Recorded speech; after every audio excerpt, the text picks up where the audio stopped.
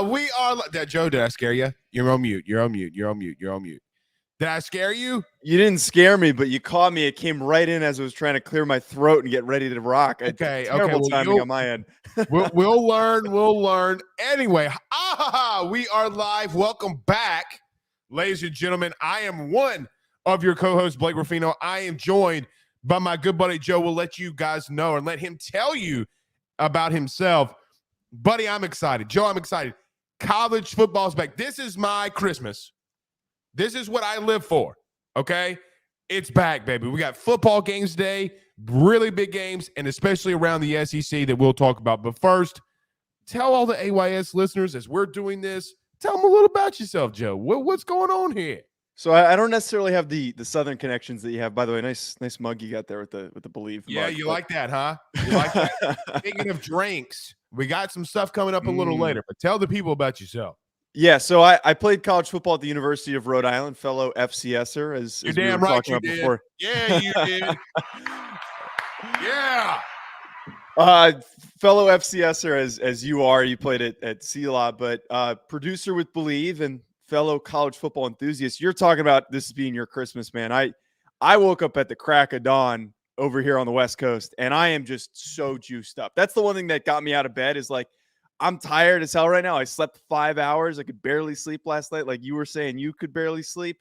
I just want to watch these games. This is going to get me through the day. I'm so juiced up. Yeah, I didn't sleep. I'm like on 6 coffees, 45,000 milligrams of Ambien. You know, like I'm ready to roll. Vyvanse, all of it. If it's got a pill for them, I'm taking it. I mean, maybe I shouldn't say that live on air. Oh well, I'm jacked, Joe. That's what I'm trying to say. I'm ready as to you go. should be, as you should be. We got so many good games today. It's a good way to start off the season with what we got lined up. Not only do we have a lot of good games, we have a lot of good guests that are going to be joining us. Me and Joe are going to be breaking down college football playoff expansion. Joe, was huge news yesterday. We'll be followed by, though, former UGA running back Israel. Tell me his last name again. I keep messing Troupe. it up. Troupe. There we go. Also, Jenna Duddleston will be bringing us the drink of the week at 9:45, and Zach Goodall will be joining us at 10 to cover Florida and Utah. And former Oregon and Panthers running back Jonathan Stewart joins us at 10:15. So we got a big slate in store for you guys today. So you got to do us a favor by hitting like and share and all that good stuff as well. Joe, we're going to do this. We're going to start off the show, though, and talking about college football playoff expansion. But we got to do one small thing before me and you get into probably a debate about college football playoff expansion. We got to pay these bills. We got to talk about our good friends over at BetOnline. So everybody, do us a favor. Stop, collaborate, and listen. Do us a favor by hitting like and share. I see the numbers. I know all of you Rudy Poos that are on Facebook. Hit that like and share, baby. If you're on YouTube, hit that subscribe button and notification bell and go to our forum, AYSSnetwork.com. Okay, so let's do this, Joe. Let's pay a quick bill because we got to get to a lot of stuff. Let's talk about our good friends over at betonline.ag and our good friends over at GM Varno & Sons. Zach, cue it up. We'll be back in 1 minute to talk college football and pregame everything. BetOnline is the fastest and easiest way for you to wager on all of your favorite sports, contests, events with the first-to-market odds and lines. Find reviews for all the news for each league, including Major League Baseball, NFL, NBA, NHL, combat sports, college sports, esports, and even golf. BetOnline continues to be the top online resource for all of your sports information for live in-game betting, props, and futures. Head on over to BetOnline today and use your mobile device to join and make your first sports bet. Use our promo code BLEAV50, that's BLEAV50, BLEAV 50, to receive your 50% off welcome bonus on your first deposit. That's betonline.ag, betonline.ag. With over 65 years of experience, nobody is better equipped to service in your vehicle than GM Varno & Sons. RV repair, big rig overhauls, motor chassis, routine maintenance, tire rotations, tire sales. No job is too big or too small over at GM. If you break down the side of the road in the greater Baton Rouge area, they will come and get you. And the best thing about that is that they can come and get you, and then they can bring your vehicle back to their shop and start the repairs right then. Again, GM Varno & Sons, go see them over at 2500 Florida Boulevard. Give them a call at 225-664-9992. 225-664-9992. Tell them your good friend Blake Ruffino sent you on by. All right, guys. So, look, if you do have a question, Joe, I forgot to mention this too. Tell us good morning. Pop in your questions. So, hashtag Ask Blake, hashtag Ask Joe. You know what the drill is. A lot of you listeners, y'all know what the drill is.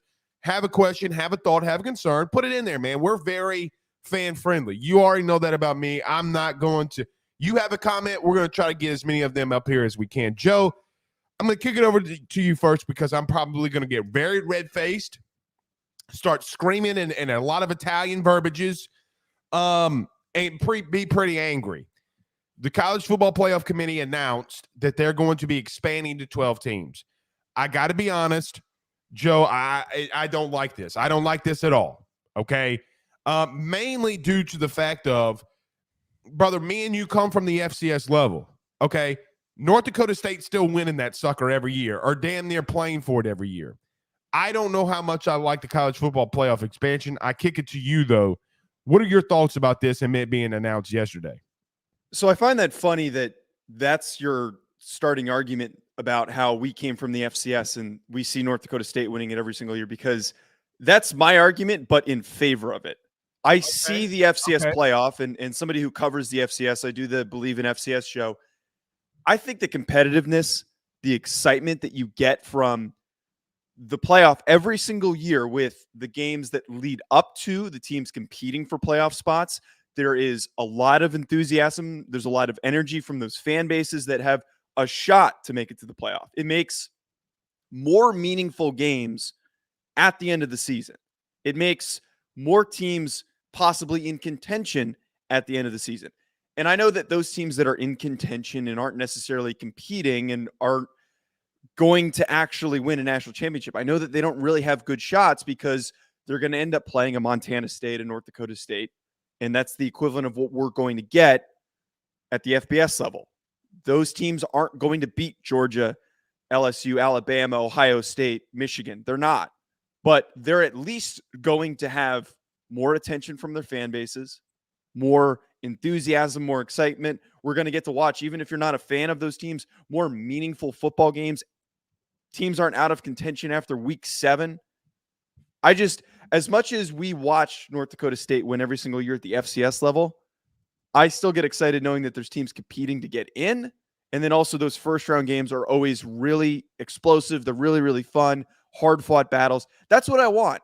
I think moving to the model that the FCS have is too big, but 12 sets us up nicely for some, really, really good competitive football games. So let me counteract that. Okay. Number one, I'm not completely upset with there being an expansion. What I'm upset with is that it's 12. Okay. And here's another thing too. They came out with the format yesterday, and it said that the top 4 seeds have a bye. Okay. Mm-hmm. Joe, why in the hell do I mean, if I win the conference, it doesn't matter anymore, right? Like like the week 3, if I lose to A&M, or week 3, if I lose to LSU, or week 3, if I lose to Bama, it doesn't really mean anything anymore, right? Like, you don't have to necessarily go undefeated anymore to make the playoff. And what are you doing to benefit the number 1 seed? Like nothing is beneficial to Alabama for running the table in the SEC. Nothing. Or LSU in 2019. That's where I have a problem, is how they structure it. But here's my thing.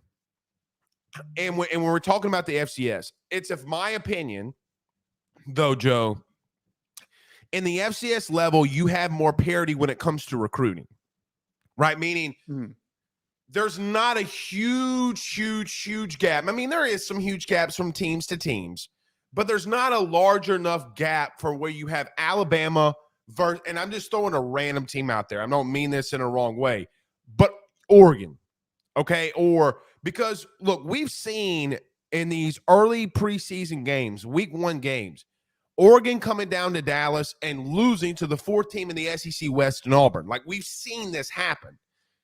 That's the problem I have. There is such more of a larger talent gap, and I feel like it degrades a little bit the regular season. that is look, I love waking up every Saturday in a way of, hey man, listen, if LSU loses here, their season's done from a college football playoff perspective. It makes the season a lot better throughout the year. If you have one loss in the SEC, you might be done. Okay. We saw that a lot last year with Alabama. That's what made Alabama-Auburn game so massive in the Iron Bowl last year's. Hey, they're going to overtime, and if Bama loses, they're not going to the playoff. If that's the case in the future, and that's the case, if Alabama loses, it really doesn't matter, right? Because they're still going to get in the playoff. That's why I don't like it, because I think it's still always going to be chalky. Mm-hmm. Maybe I'm wrong. Maybe I'm just an old grumpy man on my front porch, like, oh, get off my line, you son of a, like that might be me. Is that how I'm sounding right now, Joe? Am I the old man on the porch? I don't think that's the case, because the typical anti-expansionist argument is the same people who I honestly, when I saw some of your tweets and I knew that we were going to disagree, I thought that it was going to be the integrity of the game argument. And like a lot of the anti-expansionists are like the same people that don't want to change baseball because it changes the integrity of the game. I get where you're coming from. Those points are completely valid. But I want to ask you this. So you're saying it degrades the regular season. The reasoning why is because the losses mean less. Is that what you're saying? Is why it degrades the regular season? Well, the games ultimately mean less. So again, and I'm just going to use, since we're going around the SEC, Alabama and Auburn are in overtime a season ago. Okay. If Alabama loses with a 12-team playoff, Joe, they're not going to fall past 12, right? Like, they're not going to go past 12. They're still in the playoff. Now, my argument to this is the intensity is so far higher in that Iron Bowl last season because everybody's on the edge of their seat. Like, did TJ Finley just waltz in here and beat Nick Saban in Alabama? Like, is that what I'm watching? Are they now out of the playoff? Is Georgia about to run the table with this thing? Because then you go to a point where, Joe, who's going to play? I mean, at that point, it would have been A&M versus Georgia in the SEC title game, if I'm not mistaken, at that exact moment before, obviously, LSU took out A&M there at that last game. I think that's my point, right? Like, that's the kind of point that I'm trying to make. Does it really matter if I lose this week? I think the losses mean less, which means the intensity dies down. To me, it feels like college football is so unique in the sense of it's kind of a playoff game every single week in a way, right? Like, I don't know, man. No, I totally get like where you're coming from. And I think your perspective and being a fan of a big program, like I'm a Notre Dame fan, which I'm sure the Boo this man. It was going to get brought up eventually. I almost wore my Notre Dame hat, which would have been a big risk, but the fans of Brian Driscoll out that hat. I'm just we can't talk about him. I don't want to open up that bag. All right. I don't want to open at 9 a.m. in the morning. But 7 a.m. for me. But my point though is that I think the fans of the bigger, more reputable programs that are going to be competing for those top 4 spots, those buys, as you're talking about, yes, it takes away from the meaning of those losses. We come from watching an era of college football where it was 2 teams that were competing for a national championship. And even before that, some of these older fans, they were not even competing for playing in a game. It was decided by the media who was the national champion. So we are slowly removing the importance of the losses for the big teams. But as I said earlier, my reason why I support it is that the meaning that it adds to wins for a Texas A&M at the end of the season, or like you could have like a mid-tier Kentucky team that is trying to push their way in. And I think some people get upset over the expansion talks because they're like, oh, I don't want more Cincinnati's. I don't want a Houston competing to possibly be in it. But I'd love to see a team like Kentucky come in and maybe shock somebody and have an upset. I want to watch more meaningful games. I'm tired of watching these stupid bowl games where half the kids aren't even playing. Yeah, right. Like half of them leave to get in the transfer portal. Half of them declare for the NFL draft. It's that Pitt-Michigan State game is a really good example last year. I forget which bowl game that was. It was the Orange Bowl.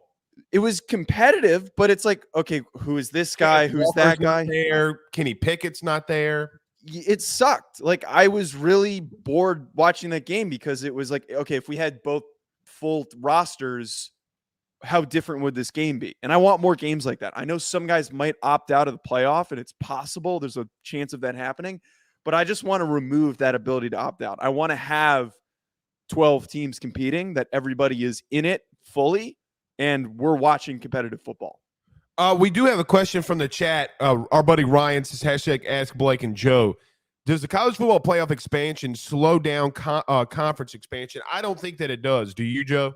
No, I think if anything, it speeds it up. I think agree. At some point, I don't know what your thoughts are on this, but like, I think we're going to end up with 3 or 4 big conferences. Like, one of them is going to dissolve. Yeah, it feels like the Pac, if I'm being honest. Oh, they're not doing anything. They're Right. making no moves. Right. I mean, and there's no real big team for the Pac to go and get. San Diego State. Well, and even then, I mean, I know San Diego State's putting a lot of money into their program and a lot of stuff like that. But the Big 12 is making moves, right? Like, they go and get Cincinnati. Look, I don't mean this in a wrong way, and I know people are going to trash me on this one. West Virginia goes down to the wire with the ACC, title. I would say title. Was it? God, why? It's so early in the morning. Why am I messing up on this? The reigning conference champion. Yes. Yeah. Okay. And Pitt. So my point is that the Big 12 does have some solid teams. Okay.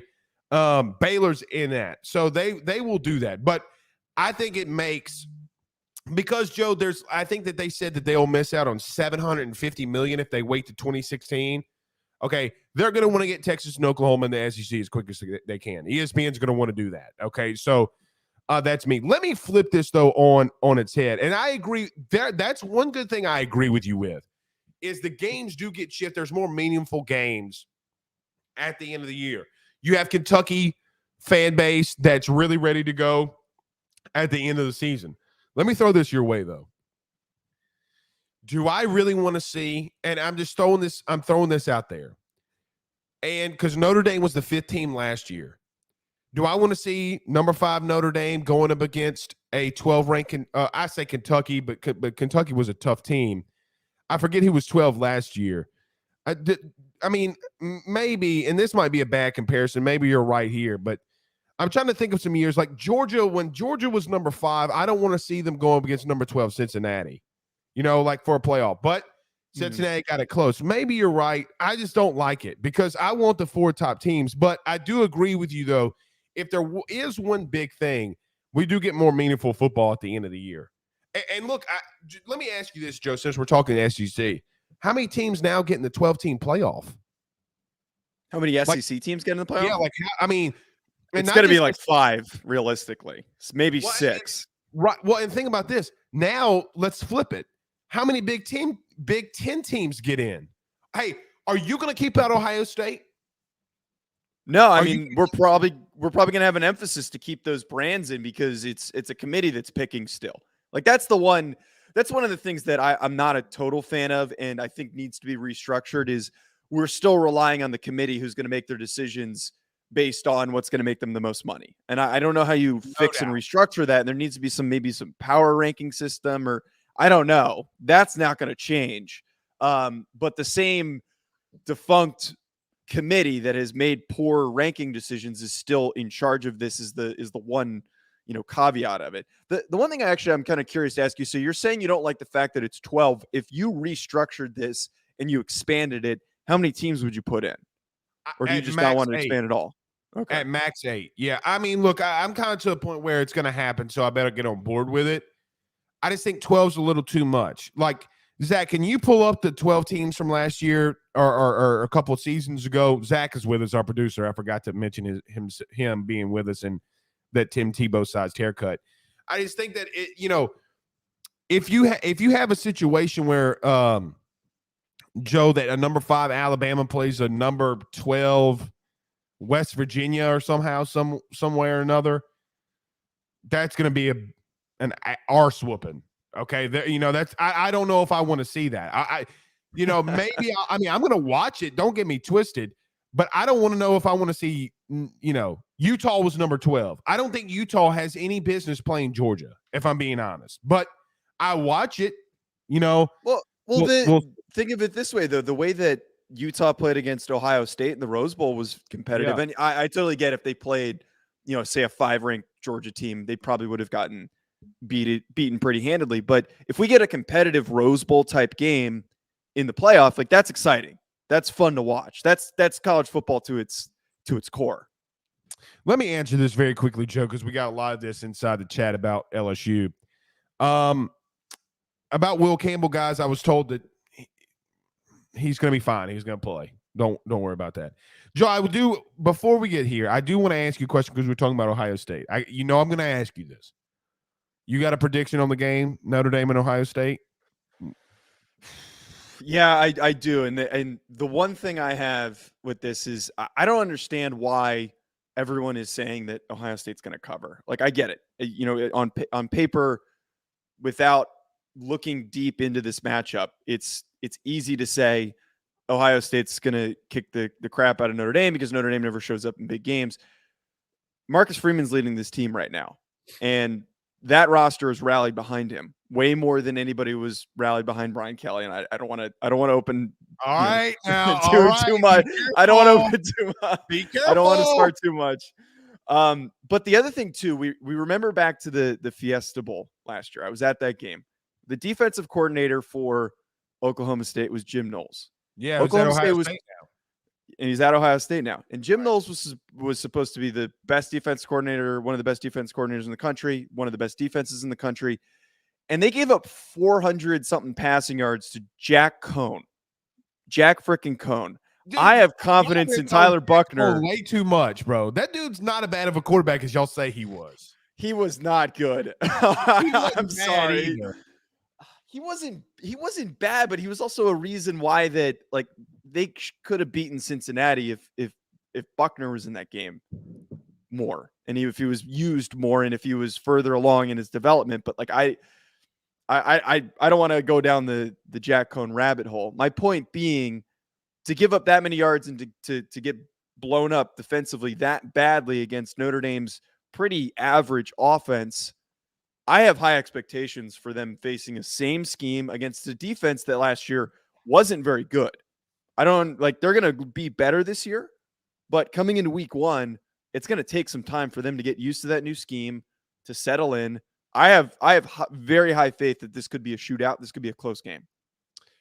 Let me just say this, because in college football, if you notice, to me, Joe, the final score doesn't dictate the game. Meaning, and how do I want to say this? Notre Dame losing by 17, in my opinion, is not necessarily a blowout. Here's why. Because you could have situations late where you could have 3 quarters that it's a 1-score game, and then late into the 4th, Ohio State separates themselves. Okay, we see that in college football literally every week. Okay, like literally the best team starts to separate themselves. Michigan State did that last night. Okay, like they separated themselves there late. It's a close game the entire time. But if I look at the box score, Western Michigan was really in that game the entire way. So I don't think that it's necessarily the final scores as an indication all the time that they got blown out, right?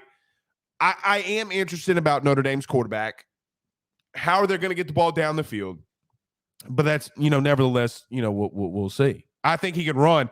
He's a great runner, and you got to give him great athlete. Let's shift it though, because we do have a lot of guests coming in here. We're going to talk some Florida. We're going to talk some Florida, Utah. We're going to talk some Georgia, Oregon. Of these games around the SEC, I do want to kick it to you though very quickly, because we'll get into those.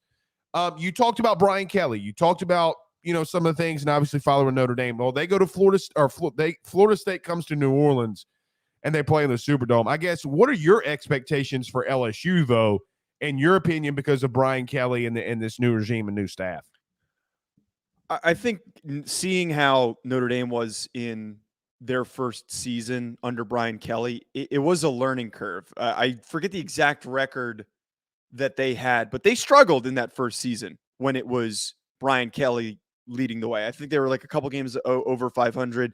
it took some time to step into and to develop into the program that they were, where they were competing for shots at the national championship level. Right. It's going to take time, and he's got to recruit. He's got to rework a roster that was struggling. They were weak at a lot of positions. 37 scholarship players as an example in the bowl game. Yeah, Right. and they lost a lot of guys to the portal. You lose Eli Ricks, who's a really good player. You brought in some talent. It's going to take some time. I think that just LSU fans, it's a guy who's going to lead your program in the right direction. He's not going to have the difficulties of trying to recruit to a high academic institution. Like, there's really huge restrictions of trying to get guys into school and to keep them there. But I think that there's it's going to take some time. It's going to take a couple of years is all I'm going to say. The one thing though, is if y'all don't show up in big games, all I have to say is there was enough proof. Every time Notre Dame played a big team, they didn't show up. It's hard. It's hard for me to be optimistic about Brian Kelly watching them fail to be ready to, like, they couldn't beat Cincinnati last year, and that was their biggest game of the year. I get what you're saying, and I'm coming this from a very homer and biased, probably for some people that are outside of LSU's fan base. I still think right now there are position groups at LSU that have more talent than Notre Dame. Okay. And that's not and Notre Dame has position groups that are more talented than LSU. Offensive line, obviously, being the biggest. I don't know if Brian Kelly's ever had a Kayshon Boutte, Justin Jefferson, Jamar Chase at Notre Dame. And those guys are from the state. What my thing is, Joe, with Brian Kelly is what happens if he can get those weapons on the outside, right? And look, this isn't a fault or a criticism to Notre Dame at all. Mm-hmm. Because LSU does this to everybody, because our state and LSU and Louisiana produces high-level DBs, wide receivers. That is our calling card. Like, there's no ifs, ands, or buts about it. My only question with Brian Kelly is this. With a team that has, like, so for example, Joe, they lost 7 games last year. They had 10 guys get drafted. Okay? If Brian Kelly has that type of talent, can he get in just year one? Is Brian Kelly worth 2 or 3 wins? That's the number one thing that I'm looking at. Because I do think that although Brian Kelly gets a bad rap in those big games, and I understand it, is he worth the 2 games? Should he win the games that he's supposed to? And I think that if he does that, LSU's momentum and recruiting. So as an example, like, and this has been crazy for LSU this week in the sense of they had 3 5-star guys commit, and then the next week they get dropped in the rankings. Like, I've never, I've never seen that. So I am interested to see, and I think that Brian Kelly, Joe, and LSU, and I said this on my show, my regular, AYS show this week, I feel like they're on a linear path in a lot of ways. Brian Kelly has to prove that he is good enough to be coach and win a natty, right? Also, LSU's got to prove that they're back, right? So both of them have to go on the same type of linear path to get to there. That's just my only thought, I guess. But you have a lot of experience with Brian Kelly.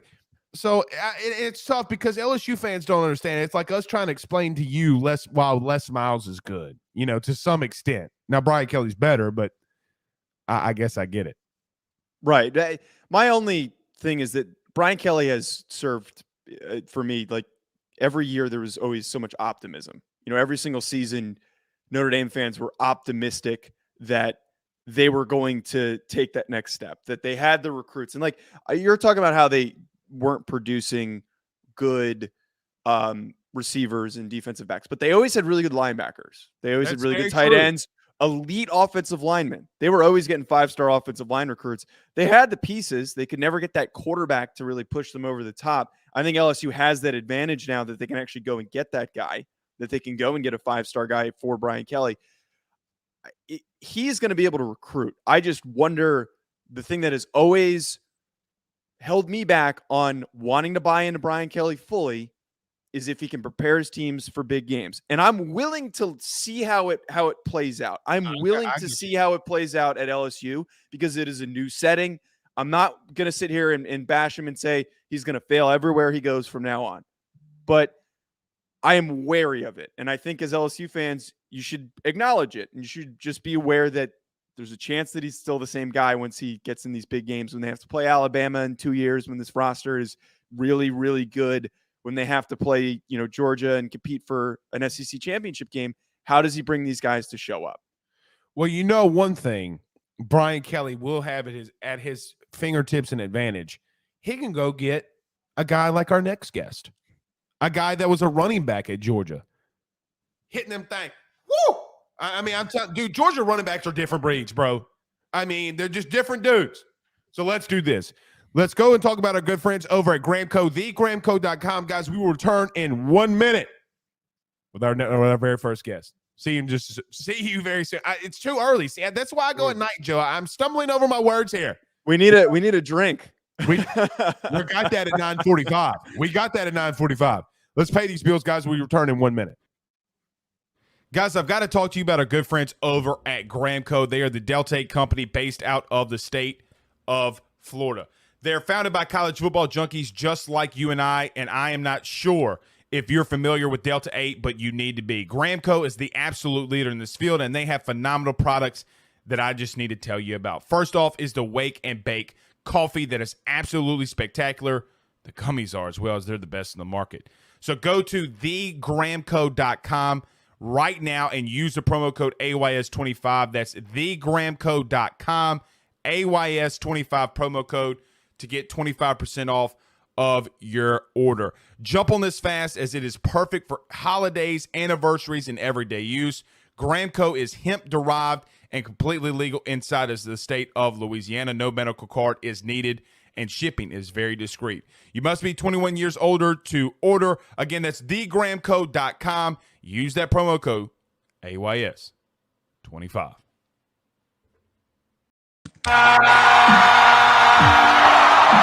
All right, guys, we are back. Joe, we have a special guest. Look at our man here. Got the Georgia swag on. We got Georgia, Oregon today. Joe, lead it off. Yeah, we've got Bleav in Georgia host Israel Troupe, former Georgia running back, great at the University of Georgia. Israel, really appreciate you hopping on with us this morning. We got a big game for the Dogs against Oregon. Oh, man, I appreciate it. Getting in at 4 o'clock last night from a great Friday night game. It feels good just to wake up and see game day this morning.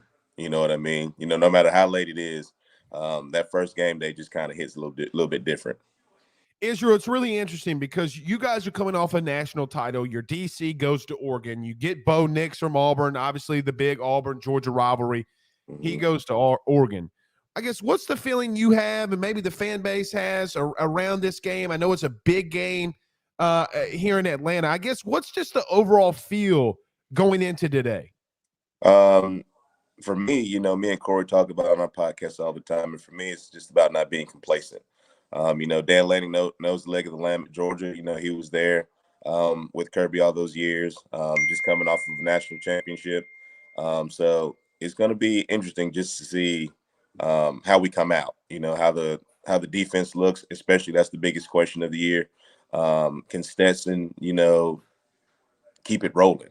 I think there was a lot of, back and forth about him and JT. But at the end of the day, he was the national championship quarterback.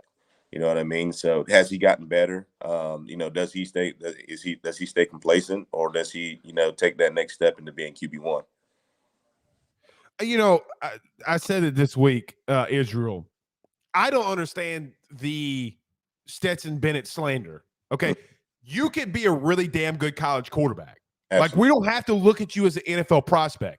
Like, you could be really sorry about the curse there, because I get angry about this kind of stuff, right?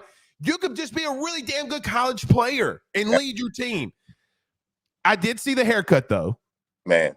Looking like Tavius Bennett. Okay, my man went to the barbershop. He got lined up, though, man. He looking fresh. I mean, at the end of the day, when your teammates give you a nickname, they call you Tavius Bennett. I mean, you made once you get that nickname from your teammates, I mean, you made it. I mean, pretty much. They trust you. You've built a great relationship with him, and I think they know him as their quarterback.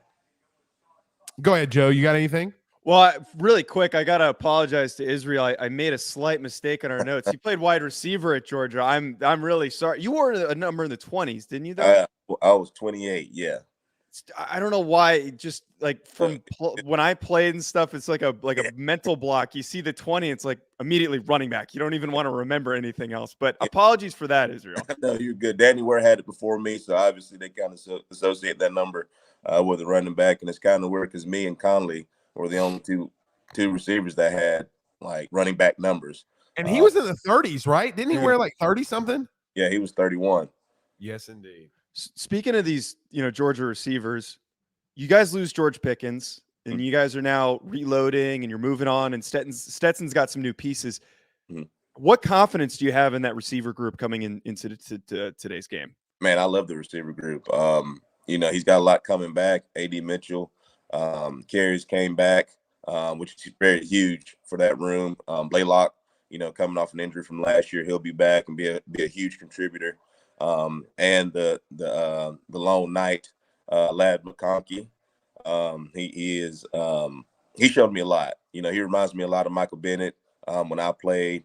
And it's crazy because you see this little white kid and you're like, man, he ain't gonna do nothing. He goes out and he's balling. Little Wes Welker, Beasley. So I'm excited about this receiving core, man. People give us a bad rap simply because we don't get the elite quarterback or receiver. But I mean, hell, we're coming off a national championship, so I guess it really doesn't matter. And I mean, George Pickens is killing it in the NFL, so obviously there was some development there. The big thing, Israel, is also, too, a former LSU guy. Eric Gilbert and Brock Bowers, I mean, this tight end room is unreal. Absolutely. Let me ask you a question, and I might sound very stupid when I say this. I think you got a lot of great offensive linemen that are going to be there and returning. Mm-hmm. You have two really talented tight ends. You talked about Mitchell on the outside, who obviously caught that pass there at the end to kind of seal it in the touchdown. Israel, I'm going to ask you a very crazy question. Can this offense be better than a season ago? I know that you're replacing two really good backs, but when I look at it now on paper and I start breaking down Georgia, I kind of sit back and ask myself the question like, hey, dog, be careful now. They could be better offensively. I guess, what are your thoughts on that with Georgia? Man, absolutely. I think as a whole, just some of the great things that we could do, just personnel-wise. We have legit 4 great tight ends. I talked to Coach Hartley. He recruits down here in our area. I talked to him and I said, dude, how much fun is your room? And he was like, I love it. You got Brock, Washington, Gilbert, Oscar Delp. You got 4 great, really good tight ends in that room. You look at our receiving core, although we're young, we got a lot of experience coming back. You look at us up front. We lost a couple of guys, but at the end of the day, we got some more athletic guys coming back. You got Mims and Ratlish coming back off of injury. Van Brand, leading the charge at center. So he's an experienced guy.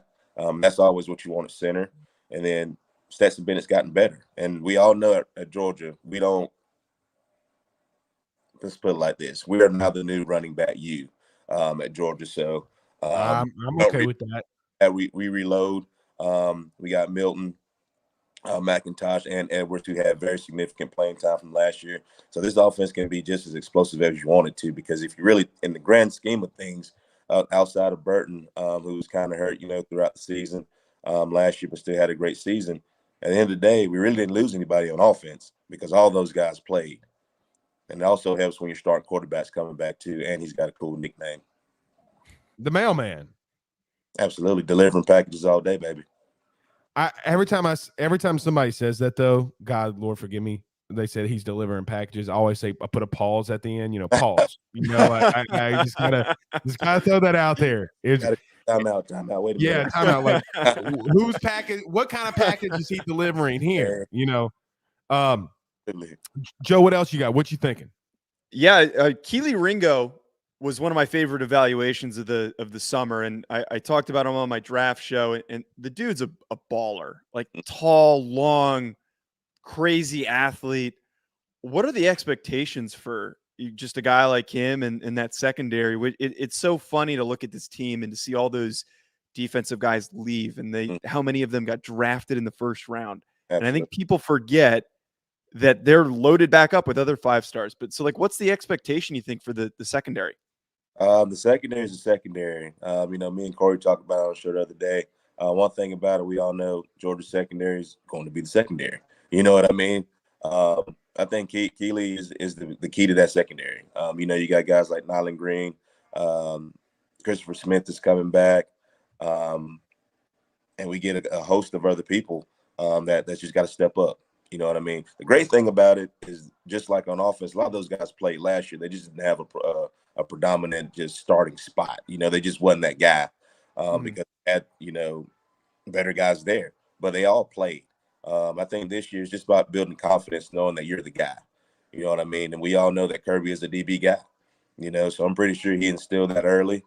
We have a great defensive back coach, and we got 2 great defensive coordinators on that side of the ball, who we all know Muschamp is a secondary guy as well. So at the end of the day, it's just, can those guys maintain? Keeley, we know you're the leader of that group. He's going to be in a lot of one-on-one situations by himself, kind of similar to last year. He's going to be leaned upon, a lot more kind of like how Baker was, a couple of years ago. So he's going to be the guy. It's just, can we put some great pieces around him? Can we get pressure on the quarterback with the front 7? Kind of take some pressure off on that back end. All right, so 2 questions for me, kind of rapid fire on these, and we'll get you out of here, Israel. Thank you so much. I know that you said you got there at 4 a.m. I'm sure you want to get you a little nap before. Absolutely. I'm up Number now. 1, how do you replace Nakobe Dean? I think that, the defensive line has a lot of talent along there, but you replacing the middle backer versus replacing Jordan Davis is a big deal, right? Like, number 1, how do you replace Nakobe Dean? And then number 2, how do you see this game going between Georgia and Oregon? You can't really replace a guy like Nolan Dean. He was different. He was the quarterback of that defense. He got people right. The one thing that I always remember was, I think it was him and Chad Tindall got into it, with a shallow route in the Alabama game. He got screaming at him, and the next play he goes and makes a sack. You know what I mean? Because he knew, exactly where he's supposed to be. So you can't really replace a guy like that. But what you can do is figure out who's going to be the next guy to step up. I'm looking for Nolan Smith to step up. Bill is back for us. There's a host of characters on that side of the ball. Carter at defensive line, who's supposed to be taking over for Jordan. It's just who's going to be the leader on that side of the ball. At the end of the day, we all homeboys, but we're trying to win the game at the end of the day. So if I get on your tail, it is what it is. We can go get a drink afterwards. You know what I mean? And secondly, I think today's game is just going to be about execution for us. We all know sometimes that first game can be overwhelming, especially with it being Atlanta. You're coming off a national championship, and you got a lot of distractions. But I'm interested to see how we come out. One thing about Kirby, he came from that saving tree, so he's not going to let us get complacent. It's just a point of let's execute. I think it's a 17-point spread, if I saw correctly. But we can't forget it. Oregon has some dudes over there too. They recruit just like us. I think they're a year away from being really, really good over there, and I think Coach Lane is going to do a great job. But I think Georgia's got it today. I think I'm gonna go with that 17-point spread today. Israel, you're right. Oregon's offensive line and Georgia defensive line is going to be a viewing party of mammoths running into each other. I mean, it's going to be great. But thank you so much, my man, and joining us. Tell everybody where they can catch all of your stuff and everything that you guys are doing. Man, absolutely. You can catch me at Troupe Star 28 on all platforms. I keep it simple because I'll forget. You can catch me and Corey at Georgia Dogs on the Bleav Network. My partner, he does a great job. He's the brain behind the operation, man. I wouldn't be able to especially get on with you guys without him. So shout out to Corey. And then thank you guys for having me on this morning. Absolutely, buddy. Thank you so much for joining us. That is our good friend Israel that was joining us, former Georgia guy. Look, Joe, we got to do this, though. Mm-hmm. We got to do this.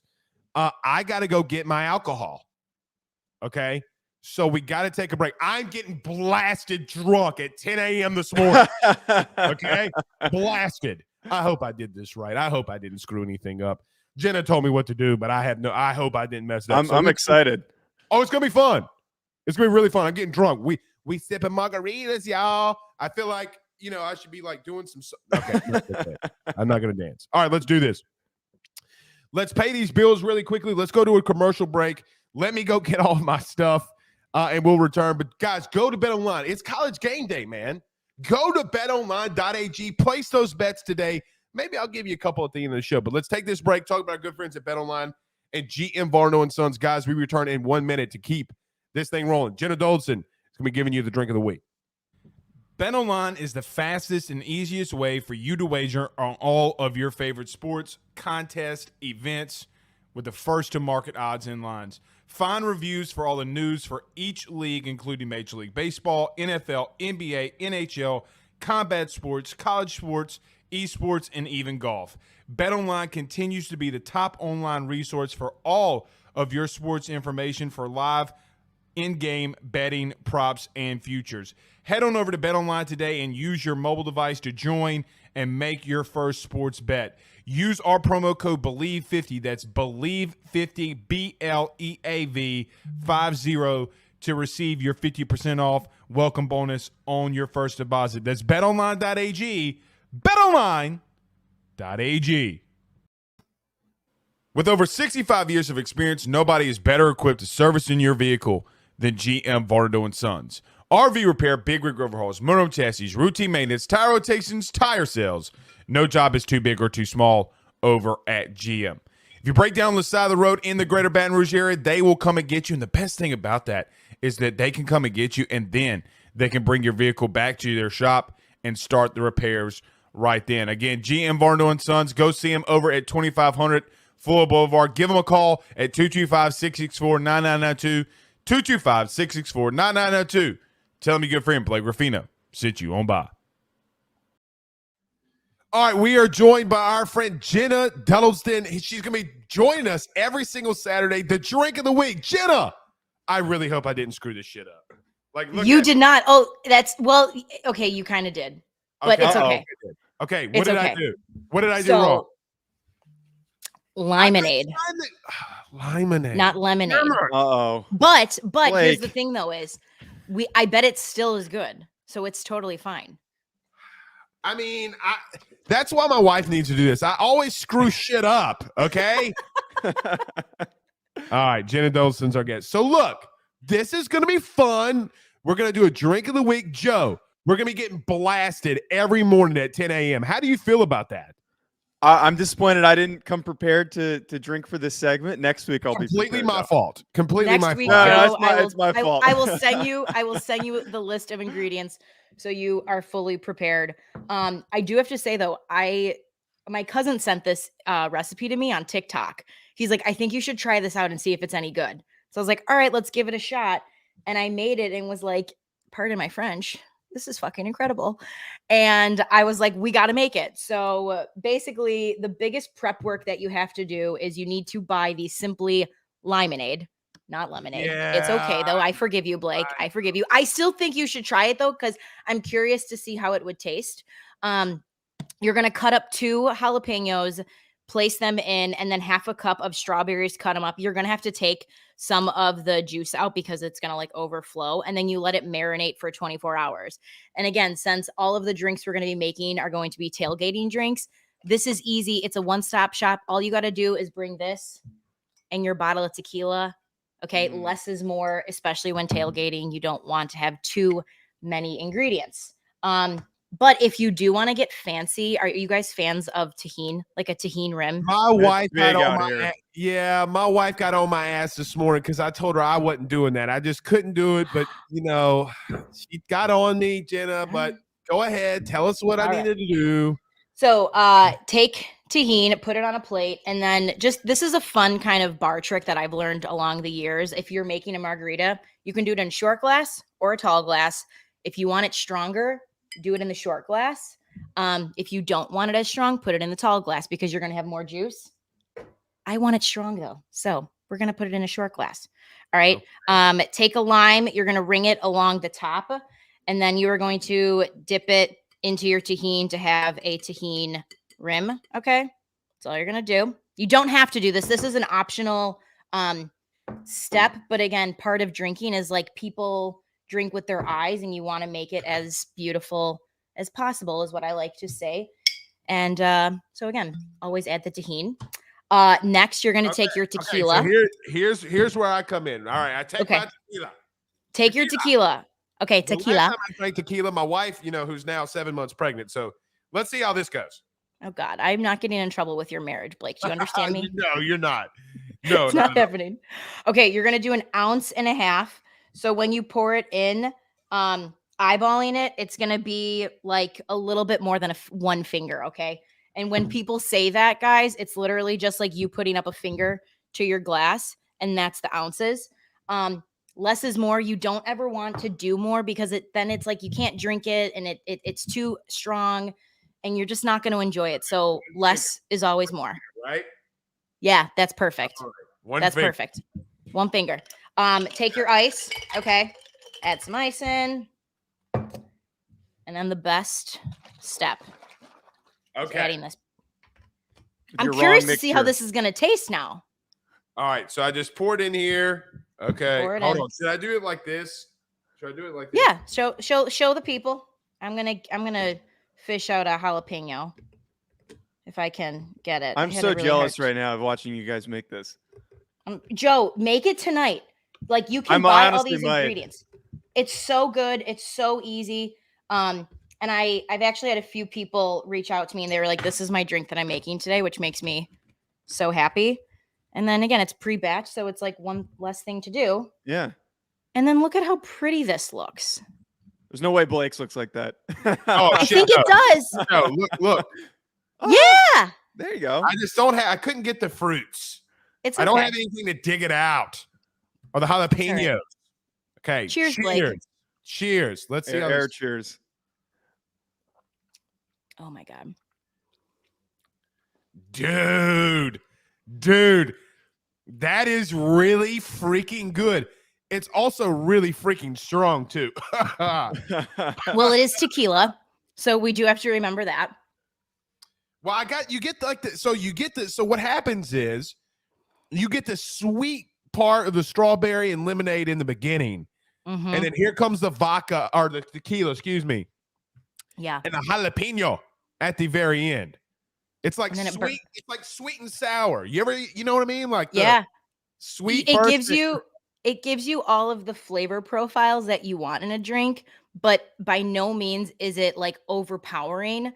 Because I always say cocktails should be balanced, and you don't want it to feel like you're taking a giant hand of Sour Patch Kids, throwing them into your mouth, and you're just like, oh God, that's so bad. Like, you don't want that.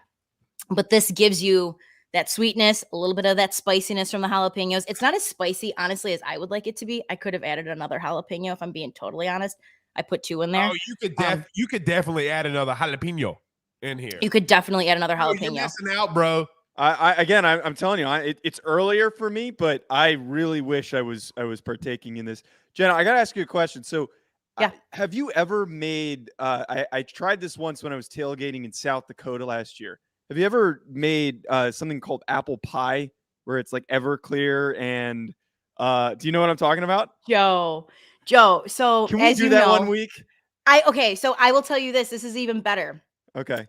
As you know, many of the viewers know, my family owns one of the oldest bars in the city of Chicago. It's called Shinnick's Pub. It's been in my family since 1938. One of the things that we have done for years is on every Blackout Wednesday, meaning the Wednesday before Thanksgiving, we make and sell homemade apple pie shots. Well, during the pandemic, we didn't get to celebrate Blackout Wednesday. So my mother, Kathy, hi Mom, who's watching, she makes her own, we call it Smooth Apple Sally, which is her own homemade apple pie shots. And there's different flavor profiles. So there's a fireball, a regular, and a caramel. And I'm going to have to send some to you guys one week so we can try it. And I'll tell you this, it's like, you're fine. And then it's like you fall off the edge of a cliff and you don't even know it's going. It's like there, but it's so good. That stuff will catch up to you. The consumption that you guys probably have it in is a lot more civil than the way that the people in South Dakota were. They literally, I had previously vomited when we got to the tailgate for whatever reason. Jesus, Joseph. And So my stomach wasn't settled, and this one No. guy who was a listener of my show, like comes over, is like, "Oh, you got to try this. You got to try this." And he hands me literally just a jug. It's like, it's called apple pie. Didn't tell me that there was Everclear in there or any of that, and there was all the cinnamon sticks and stuff, and that really knocked me on my ass. Is all I can Did say. you how did you drink it? I guess is my Out of the question. jug. They were just passing it around with the jug, and Like it's they take a were swig. taking it like pools, like shots. Yeah. Okay, As that's you'd fine. expect they do. That sounds like the most Yellowstone thing I've ever heard, if I'm being honest. They, like, dude, they go different in South Dakota, dude. The I can hear. tailgating I mean, there- what is there really to do in South Dakota? go to Listen, South I Dakota lived State games. I lived in Southwest Minnesota State for a year, which is just an hour away from South Dakota, and I can promise you, the only thing to do in that part of the country is to get fucked up. They treat it like that. They treat it like that. Well, Yeah. Jenna, I will tell you this. This is almost as strong as a Tony La Russa post-game press conference. Oh, come on, man. Are you not a tequila drinker, Blake? I feel like you're not.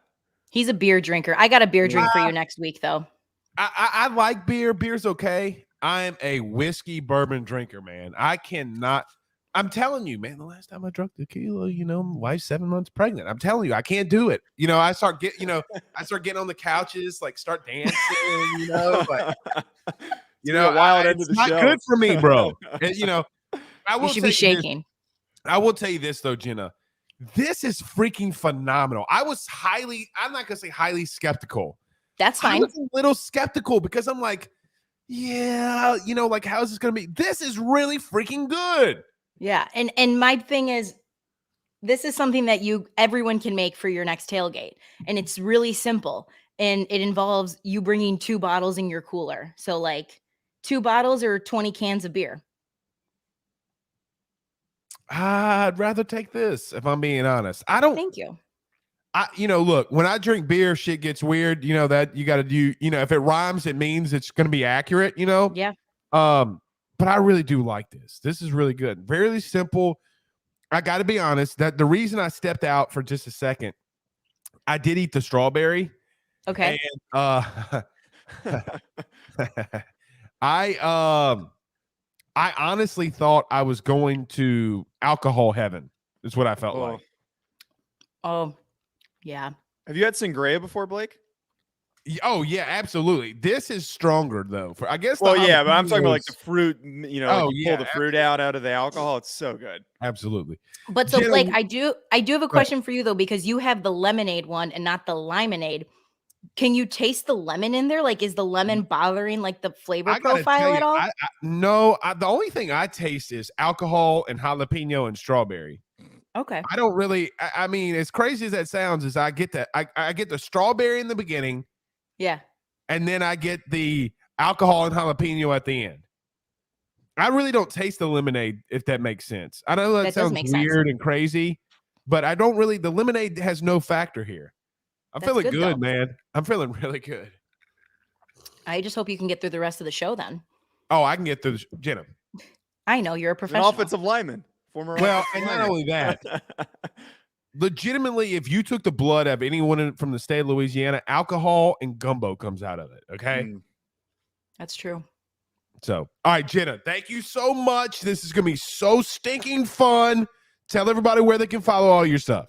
It is at Bar Talk with Jenna across the board. Be ready for new episodes and new drinks. Drinks are Friday, and new episodes are every Monday and Thursday. But happy Saturday! I'm so happy that College Game Day is What are back, you- man. It just feels good. What are you watching today? Like, what is Jenna doing today? What do you do? What are you doing? Well, Jenna's going to the Lumineers concert tonight, Boo! and I know, but don't worry, that's not until later in the evening. And the beauty is this puppy will be charged up and I will be watching it on my phone the entire time. You're not. Yeah, I'm just asking her. Are you going to watch Ohio State bring the smack down on Notre Dame? Okay, That's so all can I say something to Joe? Joe, you Uh-oh. sound like a really jaded ex-girlfriend about Brian Kelly. Oh! No. You no. do. But Brian Kelly for us was an abusive ex-girlfriend. Was a That's toxic the point, though, that I'm ex-girlfriend. trying to make. Yeah, I mean, I can be You're jaded. trying to warn Oh. Blake. You're trying Yeah. to warn Blake, like, listen, he has good moments, right? Like, we've all Right. been there. But I'm telling you, without telling you, that, like, this is going to end in a train wreck, is kind of the language that you were A using. little bit. So Before what I you're came saying on. is me and Brian Kelly are getting married. You guys might, but it But might end Jenna- in divorce. You did. I you mean, did that's lock- 50% you did of lock 'em marriages, down. though. Yeah.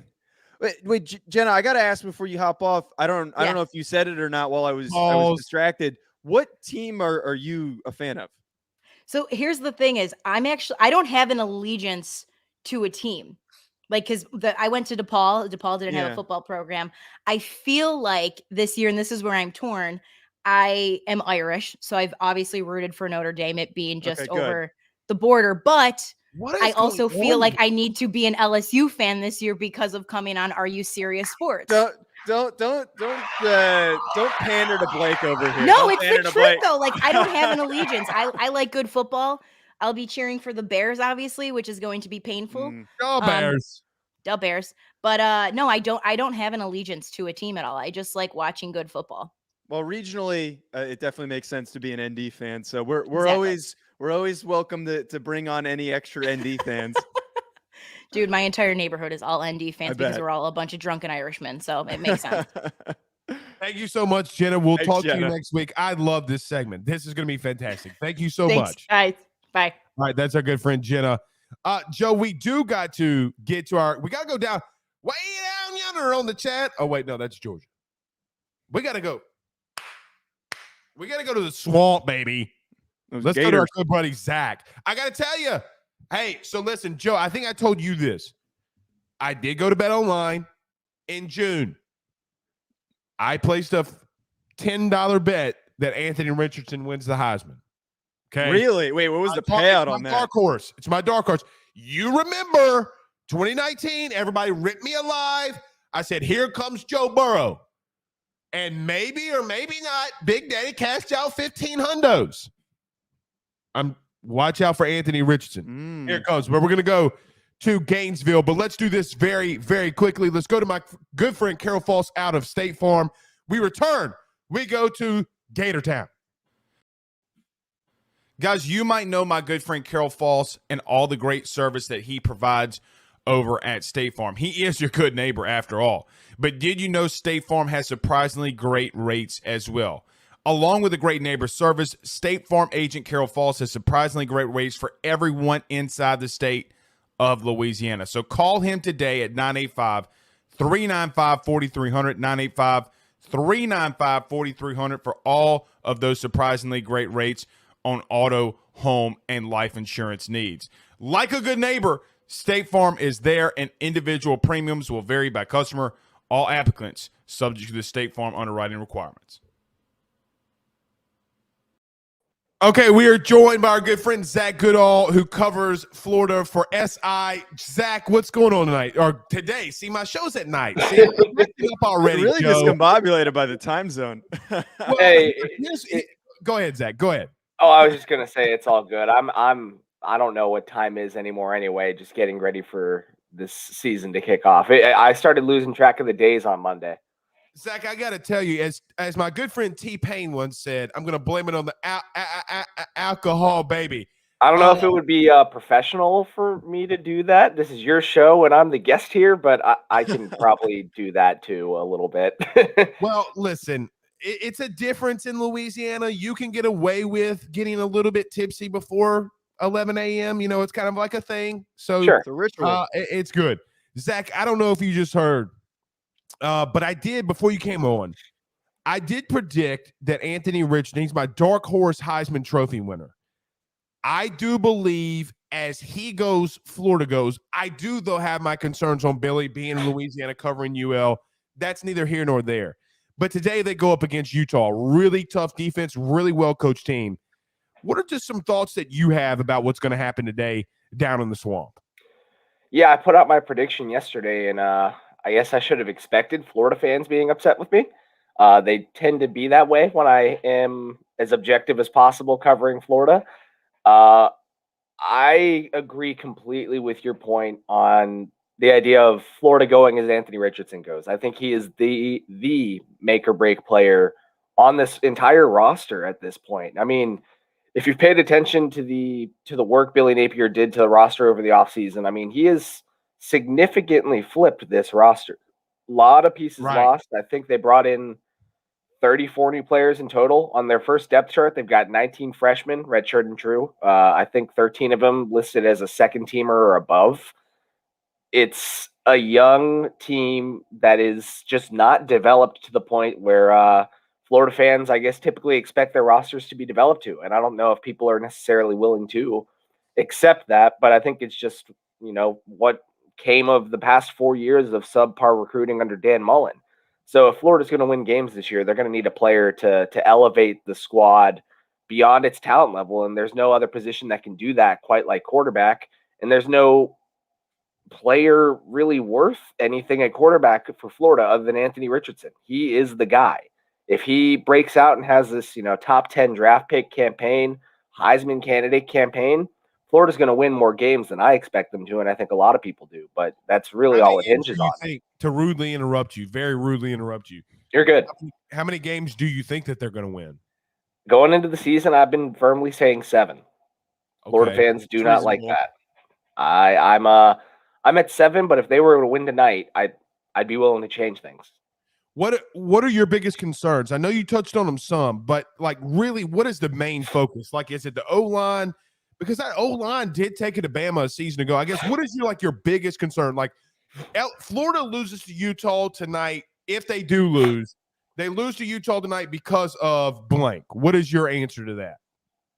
Probably the front 7 depth, because Utah is such a physical and imposing rushing team. I mean, Tavion Thomas is a hell of a ball player coming back, and they've got him as a co-starter with 3 other running backs. And I do think that another 1 or 2 of them could make a legitimate impact. But the dude scored 21 touchdowns last year, and they have maybe 22, including a receiving touchdown. They have 2 tight ends that combined for 14. This defensive line is very, very young. The front 7 as a whole, I expect a true freshman to play a good bit at linebacker. It's going to be tough to go up not only against these running backs, but Florida's struggled over the past 4 years to cover tight ends pretty routinely as well. Unless they've honed in on that in this new defensive scheme, again, this is just a test of some of their weaknesses over the past couple of years for a first game for Napier. It's a tough challenge. And when they're not covering tight ends, they're throwing shoes. But I kick it over to Joe. Yeah, throwing a lot of shoes. But this Utah defense, we saw last year how good they are, and the identity of this team is defensively. You got to be worried about Cam Rising, but you add Osiris Torrance to that Florida offensive line, who was really good at Louisiana, and Billy Napier, obviously familiar with him. What are the expectations for the offensive line? Because I think that's going to be so important in today's game, trying to match up with those dudes that Utah has. I think they're pretty high. Florida's biggest recruiting issue from the past couple of years was the lack of landing a blue chip offensive tackle talent. They swung and missed on just about everyone, but yet it's come together pretty well. There's still some recruits on this line. I think Richard Garage technically got to Florida after committing to Jim McElwain. So there's still some older veterans on the line, some guys that did develop well over the past couple of years. And that cherry on top is Osiris Torrance, like you mentioned. I mean, a preseason All-American. He has not allowed a sack in his college career, and he started for 3 years. I think that the line is in pretty good shape. The real only question mark is right tackle, and that guy even has 25 games of experience. They've got 2 swing linemen. They're really confident too. So from looking up and down the roster, truth be told, I think offensive line is one of their strongest units. Les and Ed Orgeron completely whiffed on Osiris Torrance. It's like a media member went to him and told him that he was dominating 5-star Ismail Sobcher, but they wouldn't listen. But look, Osiris is that guy. Yeah. He's that guy, pal. He's really good. He's a dude. So, Zach, let me ask this, because I know that there's a lot of high hopes at Florida right now. You said if they win that game tonight, that you would be a little bit more confident and you maybe go from off of the 7. I want to get to this game and more specifics, but what would tonight's win mean for Florida? Oh, it would mean the world. I mean, they've sold out this game. I think the entire fan base, even though, again, I think that some of them struggle with the idea of this is a legitimate rebuild they're going through. Florida fans expect to win immediately, no matter the circumstances. We've seen it burn out the past couple of coaches in their own unique ways. But if Florida's able to come in, upset a top 10 team while they're unranked in front of a sellout crowd for Billy Napier's first game, it can change everything. Again, perception-wise, I'm willing to change. Like, I'm thinking they lose to one of Kentucky or Tennessee, likely Tennessee. They lose, or they beat Utah. Suddenly, I'm more confident in Florida winning both of those games, and suddenly that can change everything. That could put them in the running for second place in the SEC East at that point if they're able to win all of these games right out of the bat. And also, they've got, I think, 40-plus recruits in the Swamp tonight. Cormani McClain being their clear number one target, going back for like 2 years in this class. He's going to be there. If they win this game in that environment, does Cormani McClain commit to the Gators? Does Dijon Johnson, the former Ohio State corner, who's also going to be there, does he commit to Florida?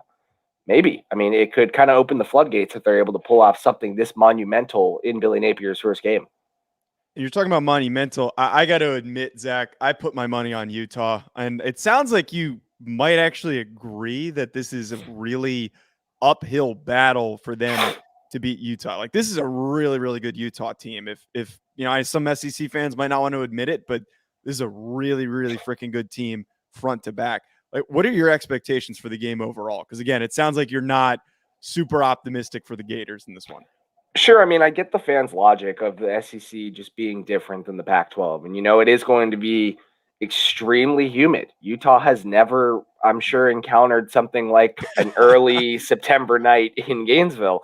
But for those reasons, I understand why fans are optimistic, and maybe they could pull something off. If Anthony's as good as we think he is, they should be able to win still. But again, went to the Rose Bowl last year, reigning Pac-12 champion, returning 17 starters, although I don't think all of them are starters for game one. But they have, even if in backup roles, they have guys that are immensely experienced, been there, done that, proven players. I've got Utah winning 27-24, only because it's so hard for me to objectively say, oh yeah, but you know, the SEC just means more, so Florida's still going to win. I just don't view it like that. And Florida has, especially Billy Napier in his 2 press conferences throughout this week, has gone out of the way to say, I really admire this team. This Utah team is physical, and they are going to be an immense challenge for us. I've taken a lot of what Billy Napier said as truth this offseason. I will give him credit for, I think, being very honest and saying, without saying it in these words, yeah, our depth sucks. Our roster is not where it needs to be. You know, Florida coaches typically don't talk like that. And if he's going to come out and tell me all week, I admire the brand of football and that this is going to be a challenge for us, I tend to believe him. And it doesn't take much to go and find that out for yourself, that Utah is a good football team. Billy Napier says the same thing that Saban says in his press conferences, but just as a youth pastor. If that makes sense, right? Like, he's the youth pastor, Nick Saban, okay? Look, I've covered Billy 4 years, okay? I mean, he's been here. He's been in Lafayette, which is 40 miles west, okay? Billy doesn't sugarcoat anything. Billy's just going to tell you what's on his chest. He's going to tell you the way it is. Yeah. One thing, though, Zach, that you said that I think is massive. Look, I'm going to try to correlate this as best I can, but I was watching the UFC a couple of weeks ago when Leon Edwards head kicked Kamaru Usman and knocked him out. And I know a lot of people that enjoy sports. The weather and the altitude was a big deal. I think that Utah could start off fast, but then the weather gets to them late. Yeah. And I think when you know, my only thing with Florida is this. If they start getting Anthony Richardson in space, okay, late in this game when Utah's getting down, humid's getting to them, heat's getting to them, it could get really interesting. And look, it's not a bad loss if you do lose. You're losing to a potential Pac-12 champ. Right. The only thing is I do think Anthony Richardson's that guy. I think Florida. I'm with Joe. I think Utah pulls it out, but I think that if it's about to be Anthony Richardson. So because Billy just runs the ball so much with his quarterbacks. I guess when you look at Anthony Richardson, does he change the game so much for you to be like, you know what, man, I don't feel confident in Utah though, because if Anthony Richardson goes off, Florida might have something here. I mean, in a sense, you're right. And I've looked at some of those numbers too. I'm sure you know more than I would, but like two All the of reason the past, I know is because my great producers down there below. So don't give me that. Well, like I think 2 of the past 4 years at Louisiana, they had 4 players rush 100+ times, or maybe 3 at least. But Levi Lewis was one of them last year with 3 running backs. And I think Florida's going to try and have the same rushing attack. They've got 3 running backs that they're pretty confident in, including a true freshman in Trevor Etienne, the brother of Travis Etienne. And Anthony obviously is very dynamic with his legs. I think they've tried to limit it. Is he going to play a lot, the ATN kid? Yes, I believe he's going to play significantly. Okay. Anthony's obviously extremely dynamic with his legs. I think we've all seen that, but they've also worked to limit it throughout fall camp. They want to avoid the injuries that he dealt with last year. He had like 3 or 4 unique injuries. So I'm curious if they're going to let him go and just kind of let him loose. Maybe they would later in the game when Utah starts to get tired, but they can at least use him as a complement to the 3 running backs that they've got. And the idea that, like at Louisiana, they ran it 55 to 60% of the time, I'd imagine they're going to try and do the same thing Utah's going to try and do and just impose their will. Joe, what's he thinking? I'm still thinking that this is I totally understand the sentiment that we're getting here, that Florida is in a position to maybe surprise Utah. And you're talking about the advantages that they have with running the ball with Anthony Richardson. I am legitimately, though, Zach, I got to say, worried if they can move the ball through the air. Like Clark Phillips is a really, really good corner. I don't know like what receivers are gonna be able to beat a guy like Clark Phillips and the rest of those guys that they have on the back end. I got to ask, and we're kind of talking about the bits and pieces of this offense. Like, is there any receiving threats that are good enough to have a big game, or is this all going to be on the shoulders of Anthony Richardson to produce? Yeah, I think that the receiver group, it's similar to Anthony. You know, how far can Anthony take the receiver group? Because it was under recruited in previous administration. That's what it is. The room was really filled with a bunch of trees, a bunch of guys that are like 6'3", 6'4", and not really that shifty, but can maybe go and catch the ball at the sideline. And it's not. We saw last year that they really struggled to separate and just didn't have playmakers. They went and landed Arizona State transfer Ricky Pearsall. He has a little bit of experience against Utah, but he's not done too much there. So this would be his breakout game against Utah. But I think he's already the most important receiver on Florida's roster. And he had, I think, a career high of 48 receptions last year and 3 touchdowns. Kind of speaks to the strength of the room. I think he's a good player. I think that adding him in is going to free up some of the other receivers, because I don't think that they're all bad receivers. They're just all the same and no one really stands out. So having Ricky in there to kind of balance things out should be able to help the room a bit, should definitely be able to help Anthony, but I still think it has its limitations. All right, so last question for me, Zach, on this. You gave your prediction, you gave your score. How would the reaction be in Florida if they do lose? Like, is this like a, oh no, like, I guess I'm really wanting and interested and intrigued on what you think the reaction will be if Florida does lose here. I think it goes back to the expectations fans have. We've seen it too many times where they immediately expect a quick turnaround and to win. Florida fans, even in a bad year, expect 10 wins. It's just how it is. And I've done my best, I think, to try and temper expectations, because I know Billy definitely has every time he's gotten on the mic, and people just don't listen. If they lose, I think you'll see some fans, have their takes. But ultimately, I think people will get past it pretty quickly. There will be a reminder that, hey, Utah's the number 7 team for a reason, and Florida is in the middle of a rebuild. And as long as they can turn around and especially go and beat Kentucky next week after losing that game 2 of the past 4 years, what's going on? We got a visitor. Hey. Guest commentary? Well, we're redoing the studio, and the door doesn't have a lock on it anymore. No, he just walks in here whenever he wants to, so I apologize. Well, if he likes listening about Kentucky football, then he joined right at the right time. Just disregard him screaming LSU at any given moment. But I do think if Florida were to come after losing this game and beat Kentucky, kind of snap that streak, I guess not streak, but it's just been a bad couple of years playing the Wildcats, fans would probably move on from the Utah loss pretty quickly. That's Zach Goodall. Thank you so much, buddy. Tell everybody where they can find all your stuff. Yeah, thank you guys for having me. You guys can all find me on Twitter at Zach_Goodall, as well as my written work over at allgators.com. Thank you, buddy. Thank you so much. We'll Exactly. bring you on again this season. I'm sure a good bit. Thank you. Looking forward to it. Thanks, guys. All right. So, Joe, listen. Our next guest has given me nightmares my entire life. Well, pretty much his entire pro career. Okay.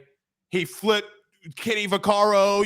He's a Panthers. We're a Saints family, running all over us. I can't take it anymore. My heart can't take this shit, Joe.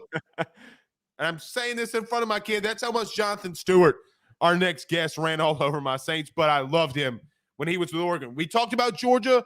We're going to talk about the Oregon side of this, but let's go to our good friend, Jonathan Stewart. But before we do that, let's talk about our good friends, guys, over at the Drake Williams Law Firm. This is the last break. Let's get to them. Jonathan Stewart around the corner.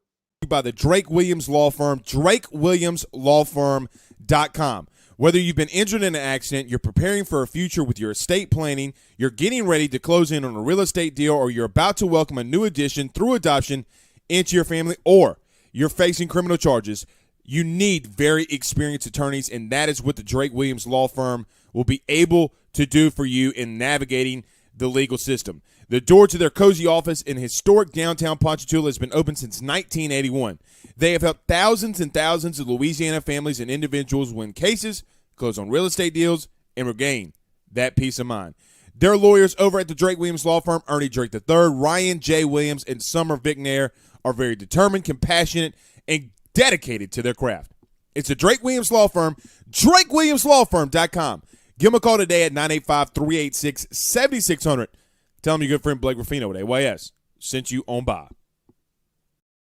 All right, our next guest has done some amazing things on the football field, but none better or none worse for you Louisiana people. Jonathan, why did you have to go beast mode on my Saints so many times in your career? Come on, bro. You broke my heart like 72 times, dude. Yeah, man. First of all, can you guys hear me okay? I got a new mic. We got you. Yeah, you're great. No, but to answer your question, it was part of the job description, but do you remember that Kenny Vaccaro play when you flipped him? You went full Street Fighter. Full Street Fighter, bro. Was it on their sideline? Yeah, it was on the Saints sidelines. He was trying to go up top, and you hit him in the knees and flipped him, broke his back. Nah, step on the clock, break your mama's back. That's what you did to him.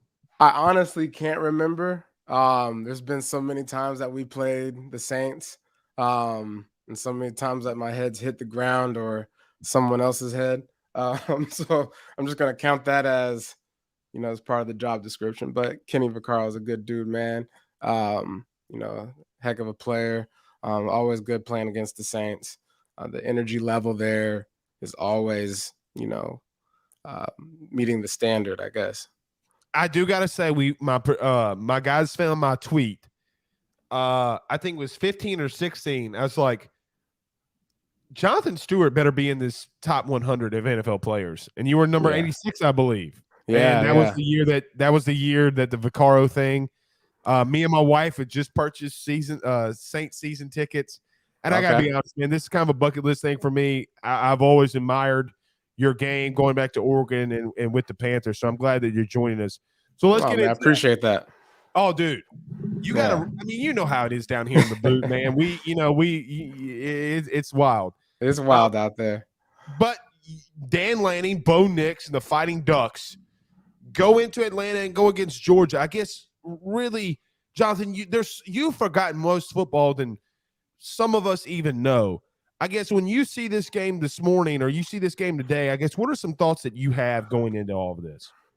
As a Oregon Duck alumni and fan, it's for us, it's kind of, we're in a position that we don't want to be in because there's a lot of questions that we don't know yet. You can go through the list of the depth on offense, especially. Our quarterback situation, I know Bo Nix going to get the start, but mainly because, of his experience. He's been out there before, he's had some success. And then, you look at our running back core, you can't really name a true starter at this point.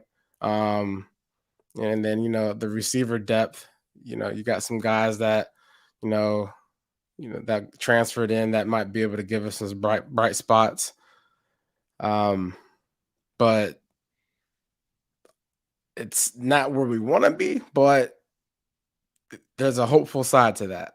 Because right now it gives these guys, these young kids, an opportunity to go on a big stage at number 11 and make a statement. So this is kind of like the bittersweet situation that we have going into this game. I think what we have going for ourselves is, Bo Nix is our guy. Kenny Dillingham? Kenny Dillingham? Yeah, Dillingham. Offensive coordinator. I look back to Bo Nix's 2019 year. That was the best year for him, in my opinion. And that was probably the last year. I'm not really sure what Auburn's records have been since then, but I'm pretty sure it wasn't as good. So I think that mixture, that combination alone for, the offensive coordinator, quarterback coach coming back to be beside Bo Nix, I get good positive vibes there. I look at this game and we have a lot of questions unanswered. Georgia, 15 guys gone to the draft. There's going to be some growing pains. So hopefully we capitalize on all that. Jonathan, being a former player, this Oregon program, and I know that there's such a connection for former players with Oregon and how much you guys take pride in being an Oregon Duck. When Dan Lanning was hired, he might not have been the first name that was brought up, but what's like the confidence level right now for former players with Dan Lanning? Are you guys really excited that he's the man taking over this job? Oh yeah. I mean, I played 10 years with Thomas Davis and Charles Johnson, two Bulldog alums. I mean, TD drives around black and red cars, probably has like 6 of them. But so, I mean, when we got, Dan Lanning, it's one of those things where you look at a coach and you say, what does a coach actually do? And, him being a defensive coordinator and seeing that Georgia's defense, didn't allow nothing but 8 points a game at one point during the season, I guess, or I guess throughout the whole season. That's a confidence builder like no other. What more can you ask for in a coach is someone that can come in and equip the players enough to go out there and execute. And obviously, he's just a coach. Players got to play, but his record shows that he knows how to reach talent in a way to get these guys to go out there and execute. And so hopefully, the pairing there with, Justin Flo and Noah, those guys should be eating up all the knowledge and information to go out there to be the best they can be. And Justin Flo this year, he stays healthy. He's going to be a freak out there. Go ahead, Joe. Go ahead. I was just going to say that I remember reading an article during the offseason about Lanning and the commitment that he's put in. And you do get this sense because I think some people don't realize he's young. He's really young. Yeah, he's like 35 or 40. Yeah, right. He's one of those up and coming guys who, kind of like Marcus Freeman, everyone was saying at some point he's going to get a big job and he's going to take over a program. I don't know if he's necessarily a win now type of guy, just from as a outside observer. But again, as being a former alumni, like, what do you get the sense of this program, the feeling? Do people have this expectation that Lanning can turn things around and continue what Cristobal, not so much turn around, but continue what Cristobal started in the quality of play that they had last year? Or is there a feeling that maybe they need to rework, retool, and get ready in the next couple of years? I think every year as a coach and as a player, don't waste my time, right? I'm here to win. The expectation needs to be to win. I don't care if you have a bum team. Your expectation, your mindset has to be on that W and that W alone. And I think that's what he's building. And yeah, there's going to be some growing pains with that. New coaching staff, everyone's figuring each other out. But I think you get something different when you get a coach like him, where he's come from. That defense last year was incredible, and for Oregon to get that, that's a boost of morale that you don't get from any other coach in NCAA last year. I don't care who comes in. You're not going to get that same boost of morale. And so, yeah, I hear your point in the sense of the expectations are low, or should be low in the sense of what Oregon fans should expect. But I know from a player and a coach standpoint, they're going out there to win these games. And you might be a freshman, you might be a redshirt freshman, you might be a sophomore, but it don't matter when you get out on that field. When you get on that field, you need to be out there putting on your best film. John, the thing for me is Oregon has a really physical front seven. They have a really physical offensive line. I think that this game is going to be closer than some people think. Yeah.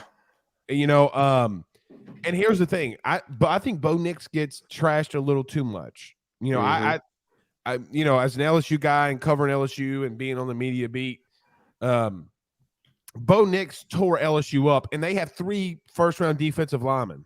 Okay, Yeah. And so my point is that I think that Bo Nix being spread out a little bit more and not having a head coach that's so much over him from an offensive philosophy, that they can be better than some people anticipate. Yeah. Let me ask you this, though. In a loss, if this game is a 7-point game, do you take that as a victory, like beating or coming close to competing with a team like Georgia? Because I got to be honest, if you go into Atlanta and only lose 7, and you know how it is in Atlanta, you've been in Carolina, you've been there, you know how these fans in the Southeast can act.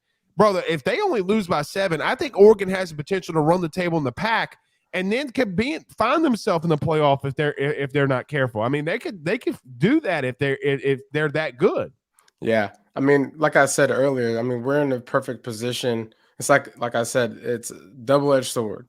We have a lot of questions that are not answered, but it's an opportunity to be on a stage for a confidence booster. This is where, guys are made, on stages like this where you're like, oh, who's this guy? First game of the season, making a statement, whether it's in the receiving core, whether it's a defensive back. We already know our linebackers are going to go out there and do their thing. And that's an expectation, right? So if I'm a player for Oregon Ducks, I know that we're getting national attention. I'm going out there all guns blazing. And, if we come up short, I can take that. But if we get dogged, Pun intended. Pun intended. yeah, exactly. But hopefully we don't get dogged, and I think we're set up. I think this game's set up to where we shouldn't be in a situation where Georgia's just going to come in there and steamroll us. I think we have a defense that's capable of stopping the run. And I think at the end of the day, if you stop the run and make Georgia have to pass the ball, I think, Georgia's quarterback is a game manager at best. And so make him have to make plays. We got a text into the show saying that Sonathan Stewart is going to make a guest appearance and run the football for Oregon. So I don't know if this is facts. Nah. But John, you going to go out there and suit up and get a little 1-2 and man, listen. If I put on some shoulder pads, which, by the way, I wore my Oregon Duck shoulder pads for my whole career, college and really pro. Yeah. I want to ask you about that, being rudely interrupt you. I see LSU guys, Georgia guys, Baylor guys doing that. Why do guys do that? Can you break that down for us? Comfort, man. If it ain't broke, don't fix it. And, I've never had a shoulder injury through my playing days.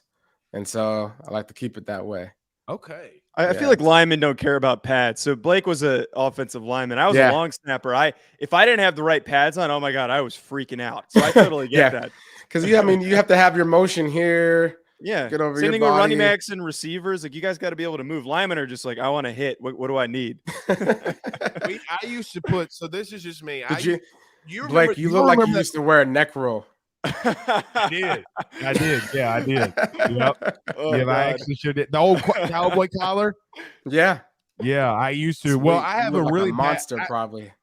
well, dude, I have really bad neck issues. I got a really bad wreck, and so it kind of. I said it protected me. I was like, shit, no, this shit just looks tight. You know, like I look bigger than what I am. You know? Yeah. I get that I'm 6'3", but John, I'm a center. You know, like I got to get all the intimidation I did. I was the great value Walmart brand Jason Kelsey. That's how I used to. That's how I explain myself. But so you were a center. That means that you have some brilliance about you. Your IQ is, up there.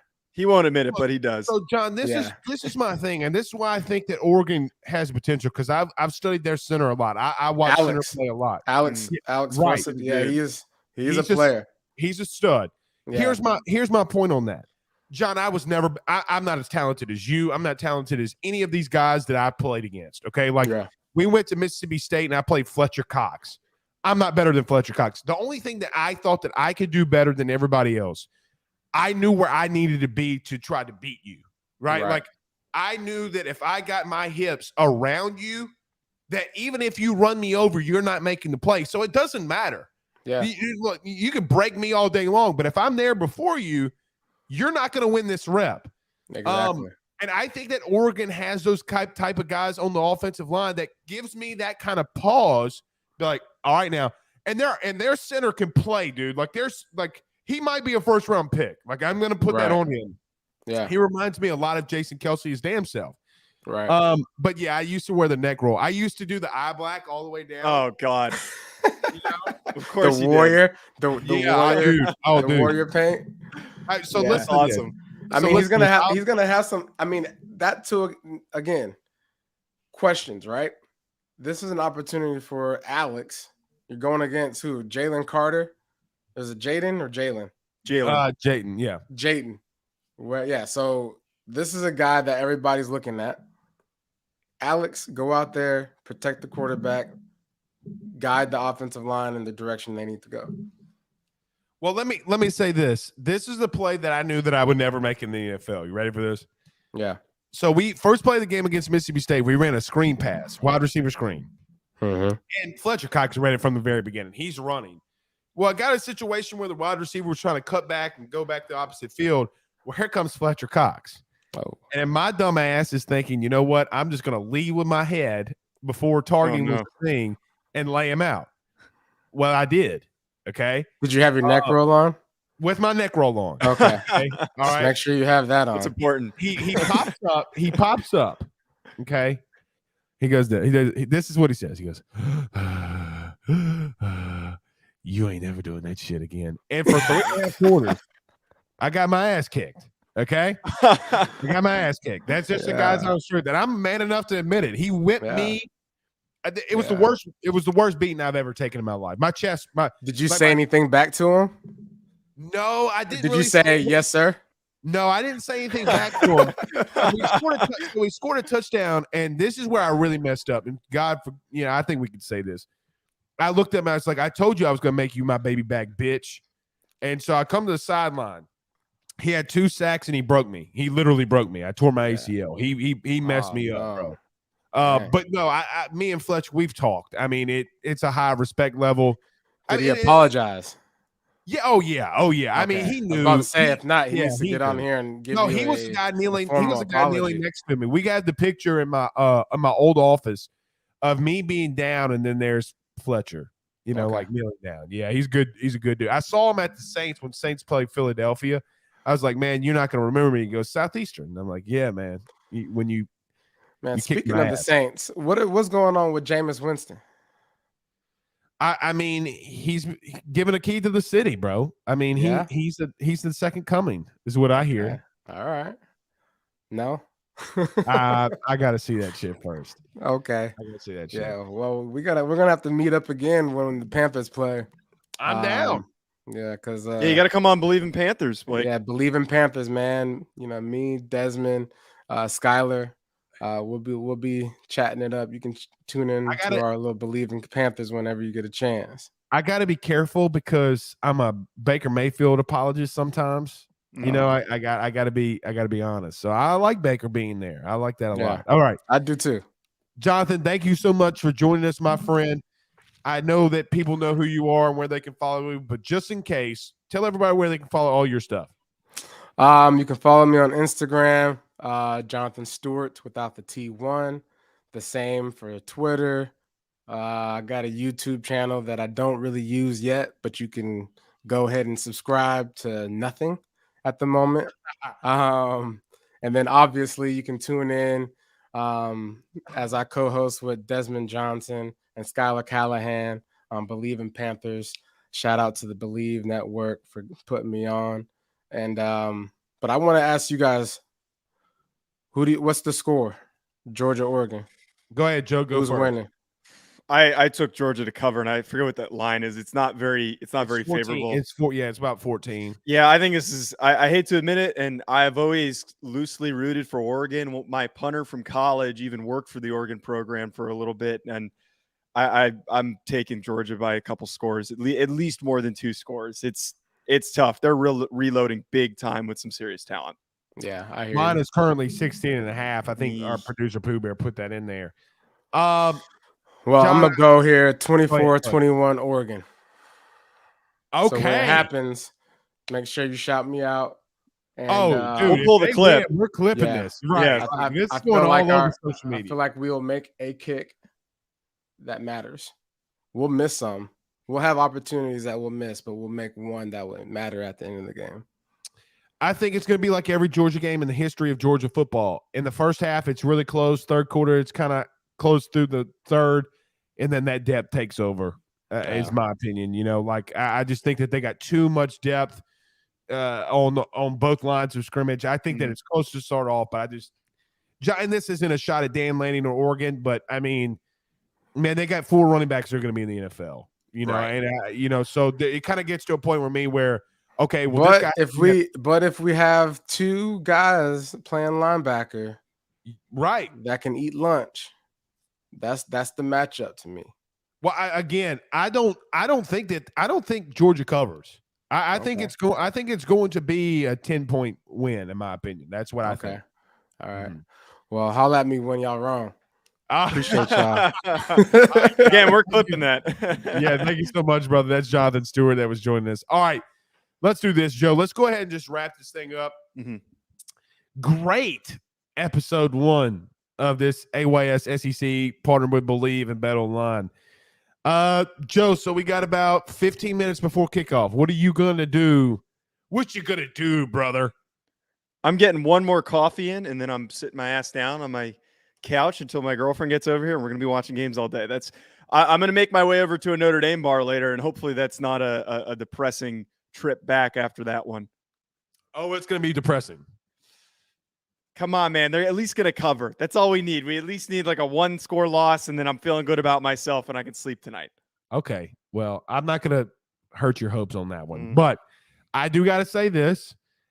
Jenna got me pretty trash over here. Like I'm feeling it, dude. You're holding pretty well. I'm not seeing. You're not showing it. How much did you pour? How much tequila did you pour? It seemed like you gave a pretty generous. Oh yeah, halfway. I mean, come on, dude. I mean, come on. I'm not. She said a fingertip. That's why I was doing this. Yeah, I saw you poured half the glass. That thing was all tequila. Yeah, and look, man, I like a good mixed drink. You know, I know some of the guys are always saying, "Well, Blake is this little fruity." I'm going to tell you what kicks this off, dude. This heat from these jalapenos, Jesus Christ, man! Like it. A good spicy marg, man, and like that's like a good. Like midday drink. They're refreshing. I don't know what your thoughts are on spicy drinks, but like I always, I drink Bloody Marys like they're going out of style, brother. I'm definitely getting me one of those. Bloody Mary is great. I hope one of the drinks that Jenna gives us is a Bloody Mary. That'd be a fun thing to make. I do too. The bad thing about drinking this early is I don't know when to stop. You know what I mean? Yeah, you keep going until you fall asleep. That's the only way to do it. My problem with that is there's so many good night games. You know, like I gotta limit myself. Anyway. All right, Joe, this has been fantastic. We'll be doing this every Saturday throughout the season. Yes, sir. It's going to be really fun. Tell everybody where they can follow you, though. At Joe DeLeon straightforward at Joe DELELONE. And then I do the Bleav in NFL Draft Prospects podcast. Hack City on YouTube built up pretty good following. Probably going to do some type of reaction after the Notre Dame game, depending on what happens and what kind of mental state I'm in. So be sure to check that out. All right, guys, this has been awesome. My name's Blake Ruffino. That's Joe. We'll see y'all next Saturday. I will see you tomorrow morning for the LSU breakdown and then obviously the post game. But until then, we'll see y'all soon. Y'all have a good day. It's college football, baby. Let's ride.